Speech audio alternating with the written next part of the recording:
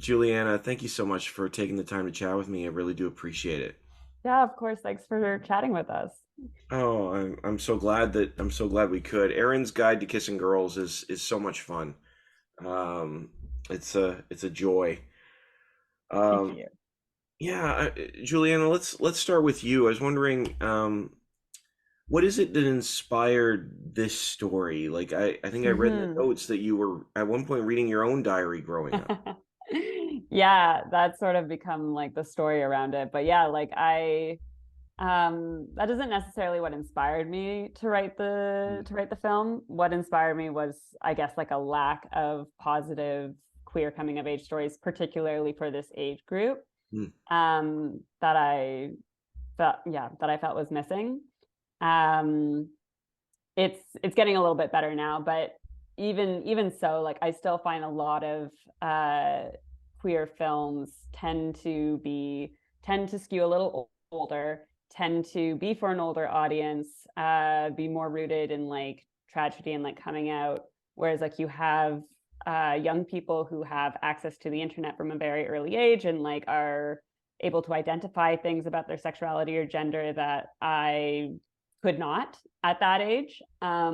And so therefore, are looking to see themselves represented and not necessarily always getting that. And yeah, the whole like diary thing was like so surreal reading that back and like, um, kind of cringing at like how I was like acting back then. Just like mm, everything felt like so big and like so like raw and like terrible and like being in fights with my friends at the time, thinking about high school and like puberty and like, all these like terrible things that were happening. Um, and it's just sort of like reading it back and feeling kind of embarrassed and like, you know, not super sympathetic towards my younger self. And then like reading it for a second time, I was like, oh man, like I really feel so like I feel for this kid. Like she's going through it, like. And so I wanted to make sure with the film, it never felt like we were, laughing at the characters. Like it's funny because it's relatable and like, it's like you can remember being this awkward age and like that's the funny part of it, but like I still wanted to treat all of their big feelings around the things that they were experiencing with the weight of like how it feels when you're that age and like mm. make sure that it like it felt real for everyone else because it feels real when you're in it. It it it does. I mean, that was one of the things I liked about the film is it does sort of feel very natural. Mm-hmm. Now, Elliot, for you, I don't know if you remember what it's like to be the age of your character. It's Not not that sure. long ago. Yeah. Well, this is actually sort of my point. I mean, what from your perspective, I'm wondering, these conversations that you would have with Juliana, because Juliana's, she's reading her journal, she's seeing these experiences and saying they're relatable. I'm wondering from your perspective, have things, from your conversations, do you think maybe things are different now, or have they changed Yeah. since then? Um, I think it's very much like, first of all, Juliana was just so wonderful in like collaborating and being open with like the entire cast, taking all of our suggestions, like Mm. listening to what we had to say and like actually valuing our input, which unfortunately is rare. Um, but yeah, so like it was very collaborative, which made it easier to talk about certain things. Um, and yeah, like I think while being a young queer person has definitely gotten easier, thank God. It's it was really interesting to see these sort of things that were like not just about being a young queer person, but just about being a young person that were just like universal. Like you're awkward at the age of 12, no matter what generation you grew up in. Um, yeah, and it was neat to see those things like those universal experiences being played out. But then Erin is kind of like who I was in grade 8, like Mm. dorky, gay, super loud, um super super super silly. Mm-hmm. Um yeah, and whereas like Julianna's kind of been talking about it as like, oh, who I like wish I could have been, or like had I been more out or like open or comfortable with like being being herself. Yeah, it was a neat combination of universal cringe and appreciation of progress. I love that you talk about the universal there and universal cringe. And for the record, every generation is cringe at that age for sure. Um, but one of the things I found so interesting about this film is that the way that it addresses queer representation does feel different than a lot of others, and not just because of the age demographic.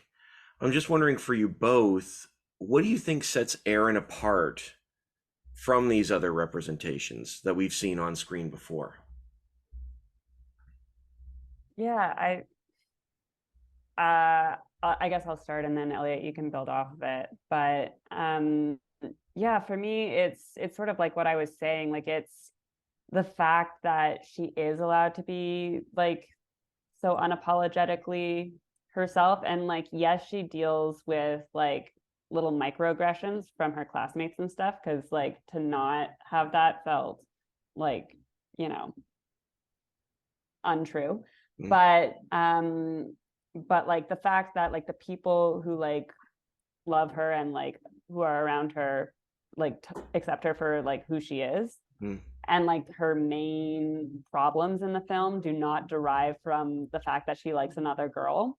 Mm. Like she's a dork all on her own. Like she's a dork because she's like into like comic books and, you know, acting a little too young for her age, not necessarily because she likes other girls. Mm. Yeah, I think yeah, I don't know if you want to build on that, Elliot. Yeah, exactly what you're saying. Most of like the first queer literature, media, whatnot I was exposed to is like, being gay. This is so God damn it. Oh, rats. Which is like not the best thing for a young person struggling with their sexuality to discover. Mm.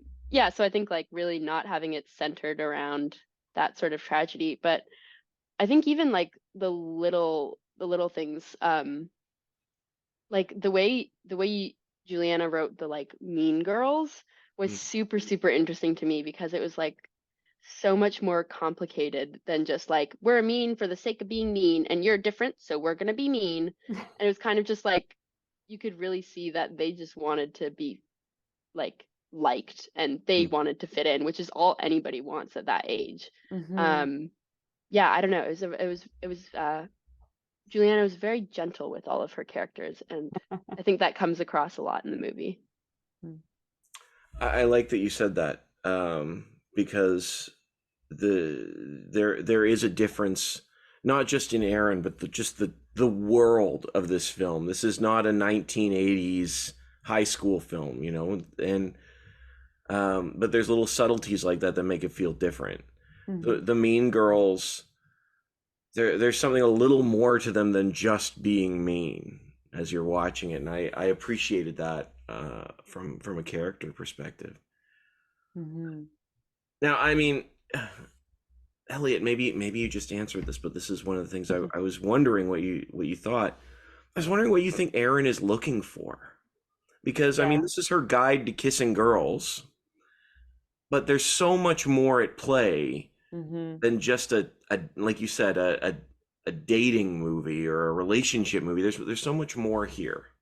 I'm so glad you asked that question. I feel like you know, what Erin wants versus like what she actually needs like is very Mm. different, and that's sort of like her arc throughout the film, because she starts off like, you know, really wanting to kiss a girl, and like that is her goal. Like, I'm going to kiss a girl before high school.